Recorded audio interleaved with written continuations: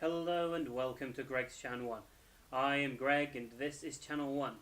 Now this is an Orange Tuesday. Tuesday or Tuesday? Orange Tuesday. So this is episode 2 of Orange. It's called Letter 2. So let's dive right in. The premise still hasn't completely sold me. I'm getting there with it, I think. But I think give me a bit more time, another couple of episodes, and hopefully I should be completely in the premise. By the end of this episode, I was feeling a little bit more interested in the premise. I feel like the premise was trying to grab me back in. I like the fact that Sua calls the group of people who go and buy all the bread at lunchtime the Bread Buying Club. Thought, interesting name for a group, but okay, go for it, I guess. Go for it.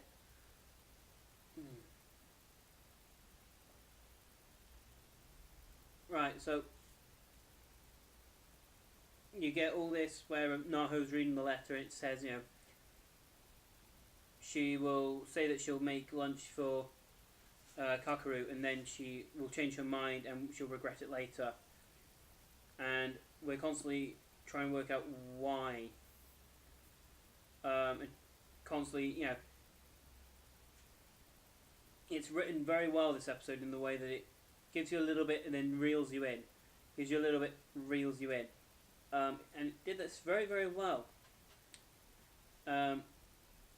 Initially, it seemed almost like Naho's going to make lunch for Kakaru, just to contrast from what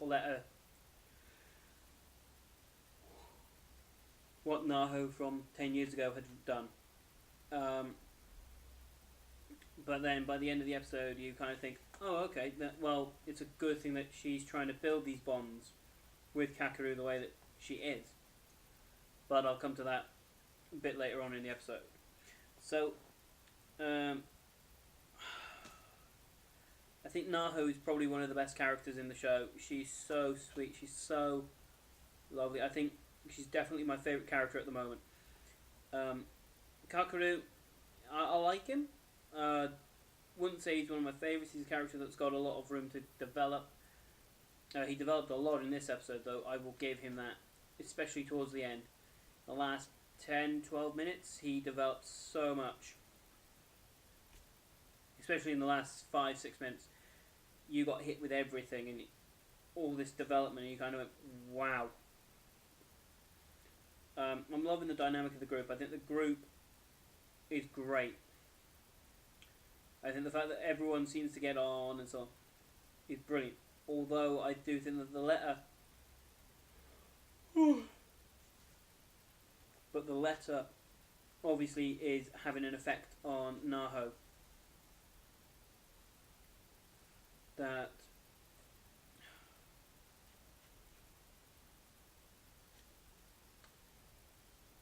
the way that it's done is great, but the fact that they're kind of breaking down Naho's character in the way that they're making the letter kind of control her is a bit of a shame. But I do quite like it. Naho's definitely the most lovely character in the group. She is that character that you can't help but like. She's just so sweet, and she does everything for anybody. So it was quite nice. It really was quite nice. They finally they toned down Azusa a lot in this episode. All I can say is huzzah and hurrah. They can have her moments of excited craziness, but in the first episode I felt that there was just too much. They kind of made her seem like she was on a sugar rush the entire episode, whereas this they managed to blend it well with on air, getting a lot of energy in, and also calming down. She calmed down a fair amount in this episode, but they show little bits where she's keeping her energetic personality, but she's just not going 100 miles an hour all the way through. There was a redhead character that we haven't been introduced yet to, who was watching Kakeru show how good he is at soccer, properly called football. Yeah, that was quite an interesting. That was quite nice. I get the feeling she's a character that will come into play later. Will have a bit more importance later on, and that's why they gave her a red herring. Haha. Never mind.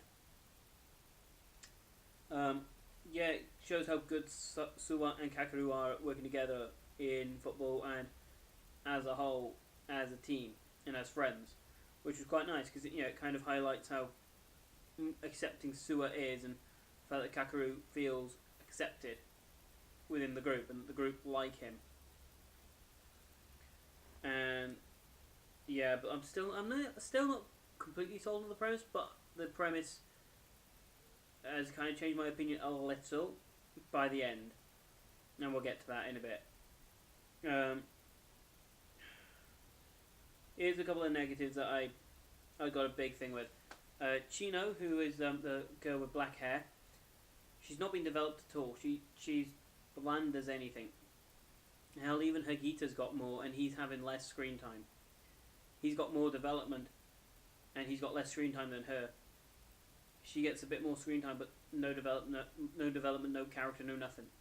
So I hope they fix her. I hope they fix it.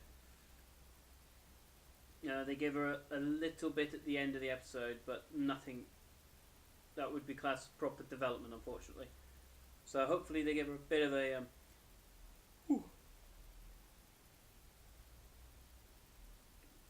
a character development.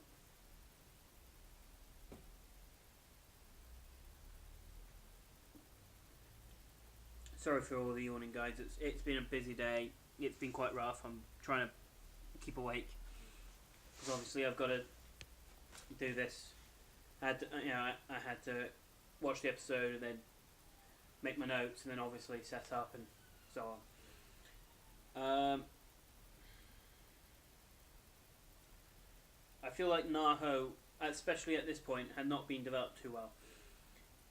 She got a little bit of development later on when we get a nice little scene with her and her family, which I thought was quite nice. And it kind of highlighted how similar her and her mother are, and that the fact that it feels almost like Naho is almost like a carbon copy of her mother, which is a little bit of a downer for me because I feel like they should make sure that they highlight that there are differences between the mother and the daughter.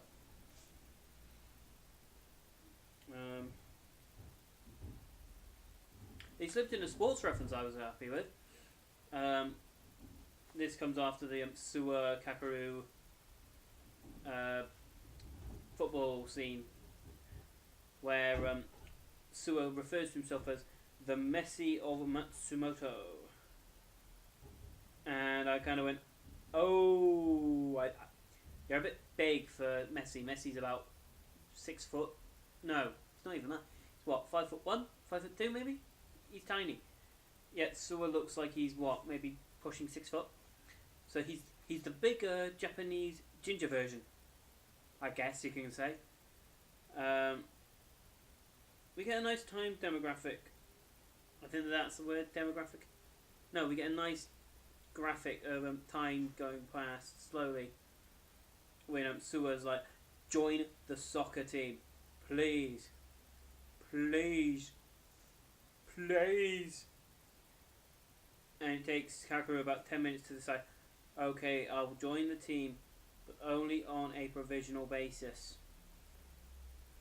And Suwa kind of just goes over the top with, yes, I got him on the team, I got him on the team. And it's like, and you just got Kakeru going, I'm on a provisional basis, but you're still on the team, you're still on the team. Okay. I thought that was quite neat. I thought that was quite a fun little segment.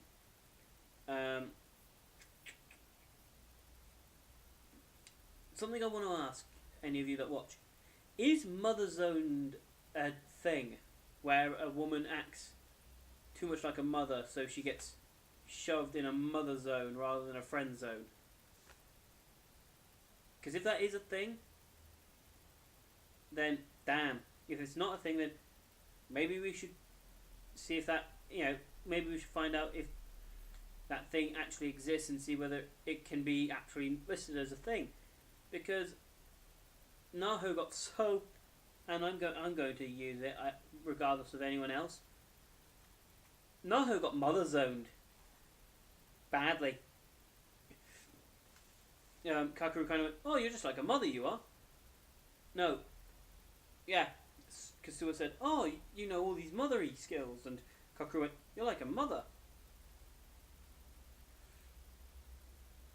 And you kind of just saw the awkwardness there for about a minute, whether don't know whether that's a good thing or not. But yeah, I quite like Sua. Sua and Naho are my two favourite characters.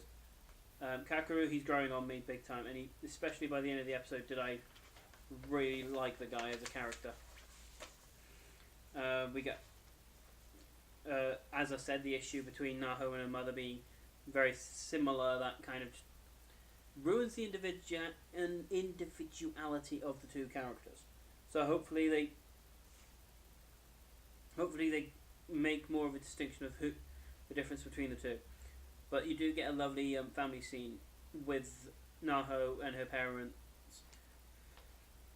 when she's preparing lunch for